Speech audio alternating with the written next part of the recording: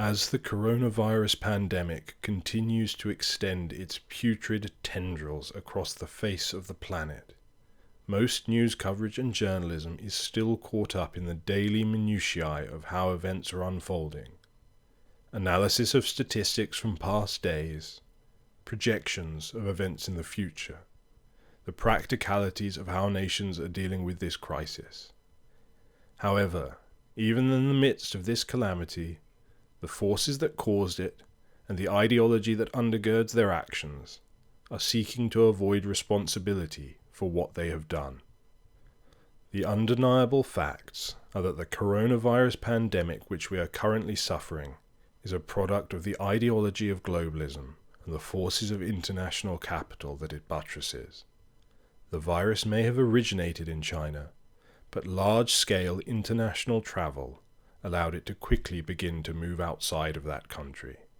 And when the threat was realized, Western governments that cared more about continuing to ship in third world immigrants to replace their native populations and keeping up the GDP figures refused to close their borders or to even quarantine incoming travelers. And then the globalist shill press called anyone who dared to promote even the mildest preventative measures against the spread of the virus racist, claiming that restrictions on immigration evoked past bigotry that associated immigrants with bringing disease, that it was all just xenophobic fear-mongering. The objective reality of coronavirus is not, however, something that the vested interests that have made vast sums from globalization over recent decades really care about. They will protect their wealth and power by whatever means necessary, and so they are attempting to use their cheerleaders in the media to create their very own big lie, that the crisis was not caused by globalism.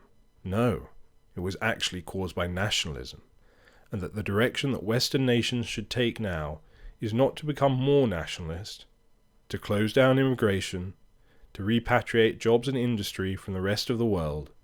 No, apparently what we need is more globalism, more open borders, more offshoring, more immigration, and more surrendering of national sovereignty to globalist organizations that will apparently protect us all in the event of future pandemics.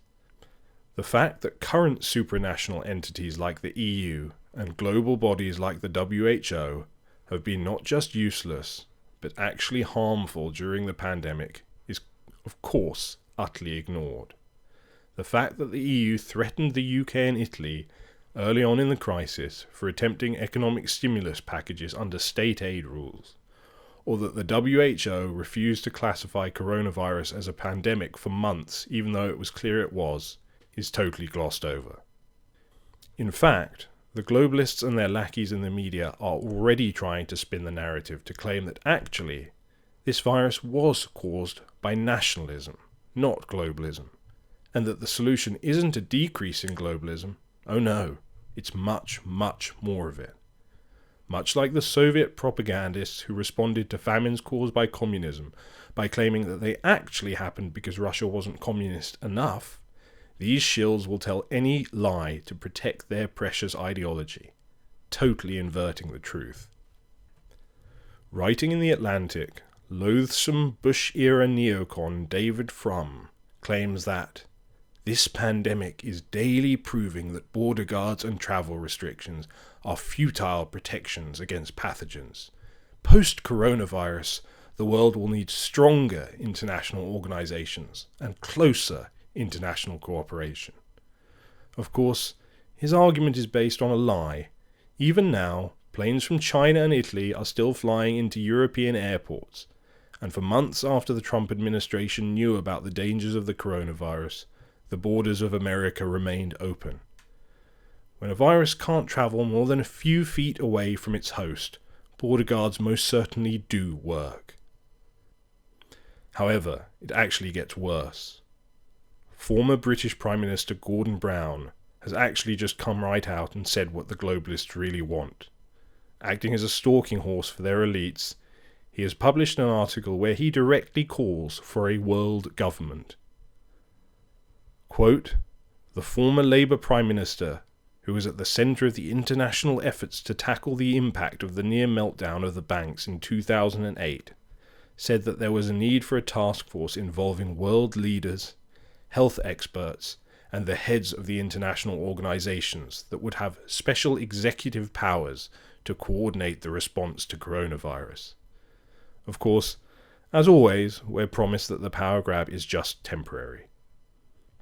The important thing for nationalists is that we do not let the left attempt to frame this crisis as a consequence of right-wing government. A Corbyn government in the UK would have responded to the crisis even worse than the Boris Johnson one did, with plans for almost total open borders and left-wing activists saying that closing off foreign trade and immigration was racist, isolationist xenophobia. We need to make the point that the Republicans in America, Christian Democrats in Germany, the Conservative Party in Britain, none of them are really right-wing at all. They're economic and social neoliberals that care more about maintaining open borders, immigration, and atomized individualism than they ever would about protecting their nations and peoples from foreign threats. We cannot fall into the trap that many establishment conservatives have in defending the failures of nominally right-wing governments in places like the US or UK on purely partisan grounds.